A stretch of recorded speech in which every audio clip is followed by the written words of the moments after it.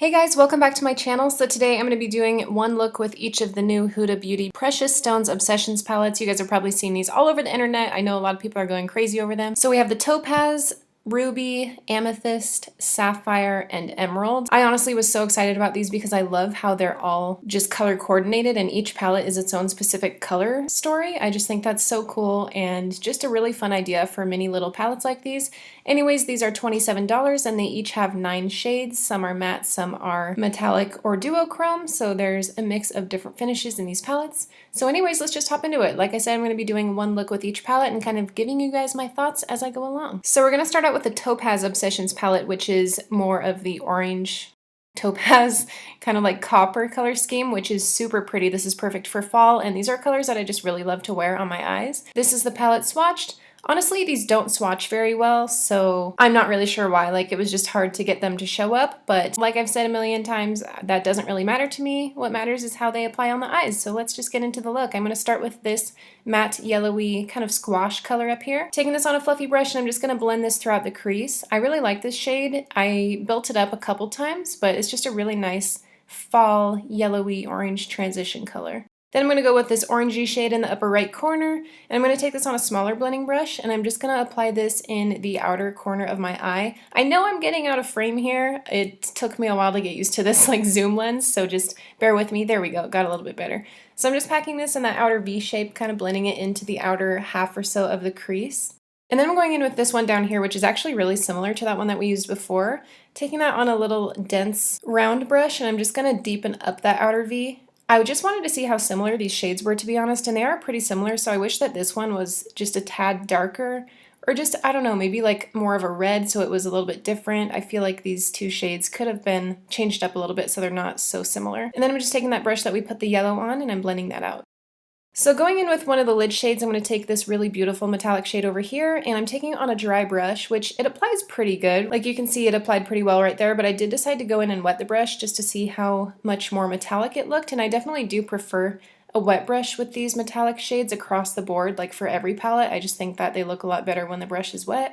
So I'm applying that to the inner half of the lid, and then I'm going to take this slightly more orange toned coppery metallic shade and apply that to the outer half, blend those together with my finger.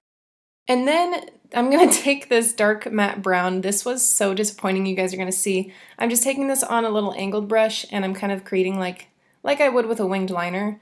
I wanted to do like a very pointy outer V, and then I switched to that other dense brush to try to pack it in there. And it was like nothing came off the brush. Like most of it just fell onto my cheek, like you can see.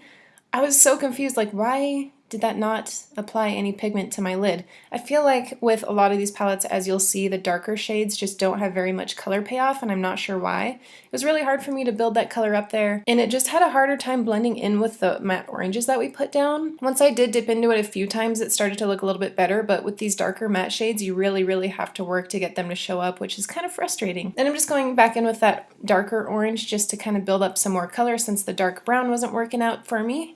And then we're going to move on to the lower lash line, so taking that darker orange again, blending that all the way across. I also just did some winged liner and some lashes, just sped through that though, otherwise we would be here for like 4 hours today with this video. Then I'm taking that yellow, blending it out on that fluffier brush. And then going back in with that brown, the dark brown, because I wanted to see if it would work better on a different kind of brush. So I'm just taking that on a tiny little packing brush and running it up close to my lower lash line all the way across. And it did look a little bit better, but it was still hard to work with. And that is it for the look with the Topaz palette. I actually really liked how this turned out. I think that the colors look really good together. For the most part, the shades did work well, like they blended well together, but it was just that dark one that was giving me some issues. So moving on to the Ruby palette, which I was really excited about this one just because I love reds, and it's also my birthstone, so yay. This one has 5 shimmers and 4 mattes, and these are the swatches. I actually really liked pretty much all the shades in this palette, at least swatched. They looked really good. I loved how the shimmers all looked pretty different from one another, but anyways, getting into it, I'm going to go in with this matte pink in the lower right corner, and I'm going to take this on a little blending brush and just work on blending this across the crease. Now going into this lighter soft pink, I'm going to take this on a bigger blending brush, and I'm just going to try to blend out that hot pink a little bit better.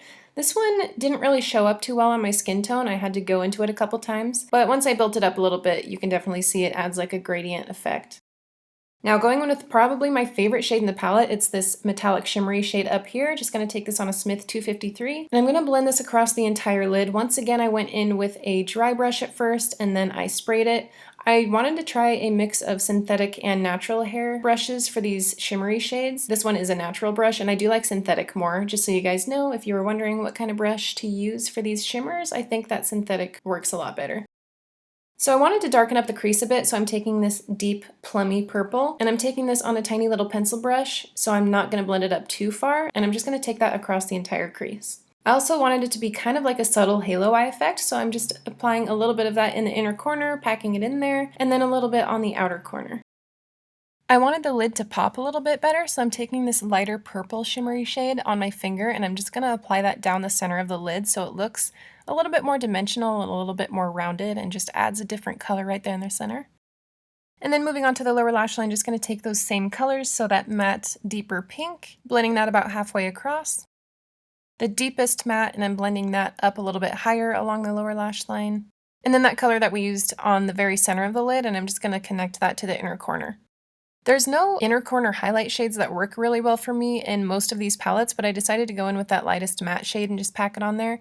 And I didn't like how it looked, so I just went in with another inner corner highlight from a different palette, and this is the look with the Ruby Obsessions palette. I like how this one turned out too. I really don't have any palettes that are just these strong pinks and reds all together, so this is one that I liked a lot.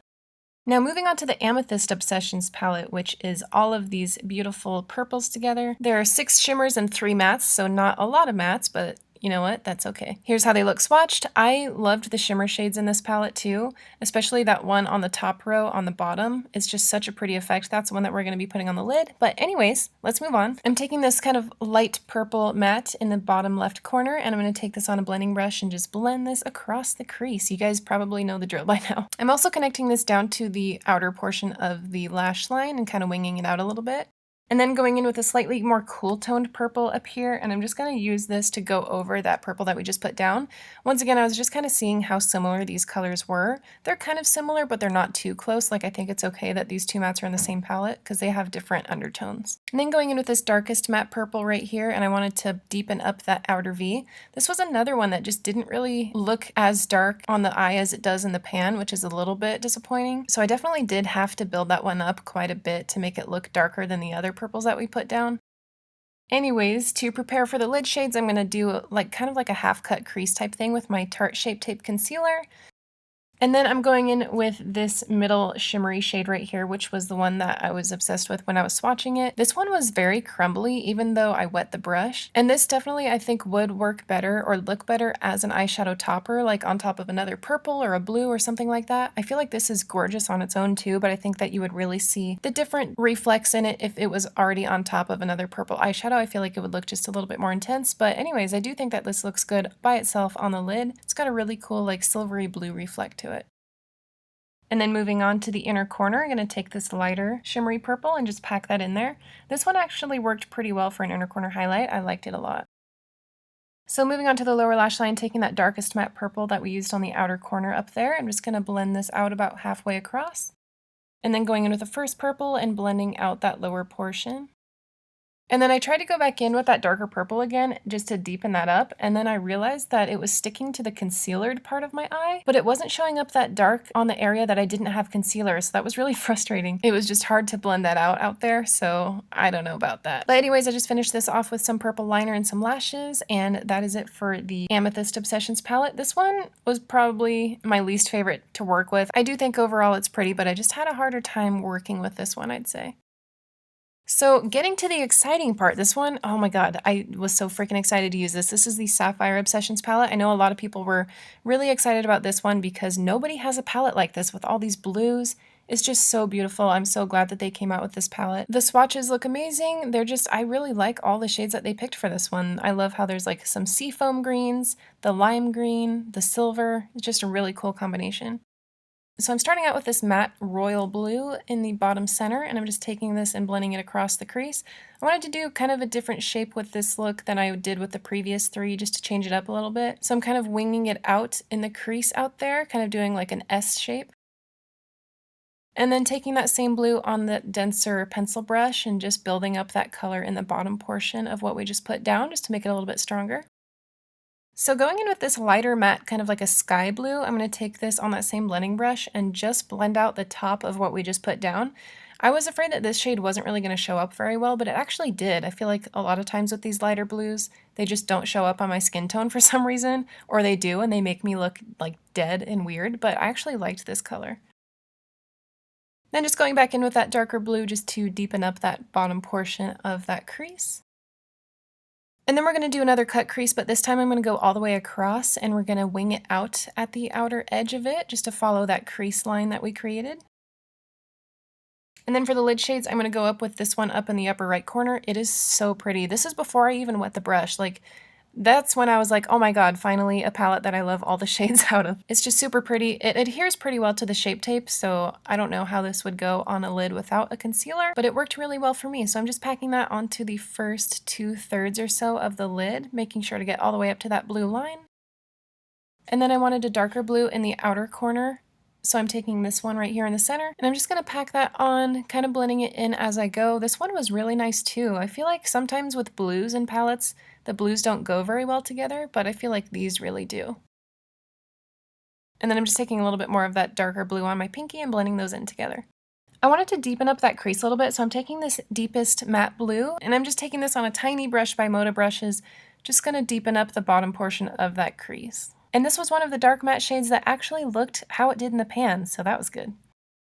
And then to soften that up a little bit, I'm going to take that medium blue on a little dense blending brush and just blend those together. Moving on to the lower lash line, I'm going to take that first blue that we worked with, and I'm going to blend that all the way across the lower lash line. And I also wanted to do like a quick graphic liner really quickly to follow that crease, so that's what I did up there. Going in with that lighter blue again and just blending out the bottom of that. And then once again taking that darkest matte blue and running that across the lower lash line. So I really wanted to use this light lime green for the inner corner. When I swatched it, I didn't think that it looked very impressive, but when you use it on a dense little brush and just pack it into that inner corner, and I actually like to go in with my pinky too just to amp it up, I think that it actually looks really good. I think it would look better on a white base, but by itself it's totally fine. So that is my look with the Sapphire Obsessions palette. This one is easily my favorite. I knew I was going to love this one, but it just performed the best in my opinion, out of the 5, and the colors are just amazing. I was really, really impressed with this, and coming from someone who used to hate blue eyeshadows, that's pretty crazy. So moving on to another super exciting one, this is the Emerald Obsessions. I feel like this is another palette that was so exciting just because you don't see too many greens like this, like just straight greens in palettes. I do like it, but I do wish that there were some more like true greens. I know that there's a lot of olives, but I wish that there was just some like bright greens, lime greens, stuff like that, but that's okay, they're still pretty. So I'm taking the darkest green matte shade and I'm just going to blend this all the way across the crease. I actually decided to do the same eye look on this eye that I did with the Sapphire look because I felt like that was a good way to test out a lot of the shadows. And I wanted to see how similar these shades were between the Sapphire and the Emeralds palette. So I'm just applying that in the same way along the crease and then taking that lighter green and blending out the top of that. For one of the lid shades, I'm going to use this one in the upper right corner, and I did go ahead and cut the crease the same way. I started out with a tiny brush, and I was like, why did I do that? So I switched to the bigger one, and I'm just going to apply that to the first 2/3 or so of the lid. This one's a really pretty color too. I don't really have any greens or shimmery greens like this in any of my other palettes, so I think it's pretty unique.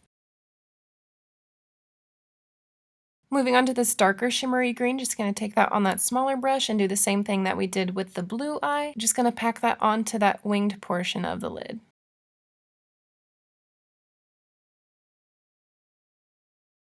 So moving back onto the lower lash line, going to do the same thing that we did in the crease. So taking that darker green, blending it all the way across, blending it out with the lighter green.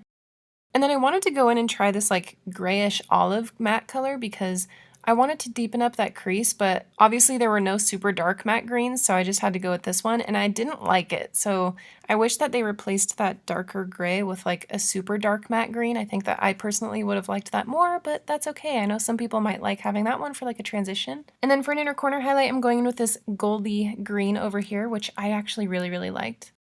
And that's it for my emeralds look. I do wish that this one had more true green colors in it because it does kind of almost look like a seafoam green, kind of like a blue green, which is kind of similar to the blue palette, but I do think that it's different enough to buy the two if you guys were interested in both of them. So let's talk about my thoughts overall really quickly just to wrap up. I think the Topaz and Amethyst palettes, I would probably pass on if I had the opportunity to get these again. The Topaz palette is really pretty, but there's already so many palettes that have those colors, and I was frustrated that the dark brown didn't blend out very well. The Amethyst was really pretty too, but for me, it just wasn't one of the most exciting ones in this collection. The Ruby palette is really great. This is one that I would recommend if you don't already have a lot of like reds and pinks, but if you do, I don't think you need it. And then the shining stars of this collection, you guys guessed it, the Sapphire and the Emerald palettes. I think that these are just so unique and they performed the best on the eyes. So I would definitely recommend these two the most out of all 5 of the palettes if you're into these colors, because I know a lot of people are. So anyways, thanks for watching, you guys. Let me know your thoughts and I will talk to you in my next video. Bye.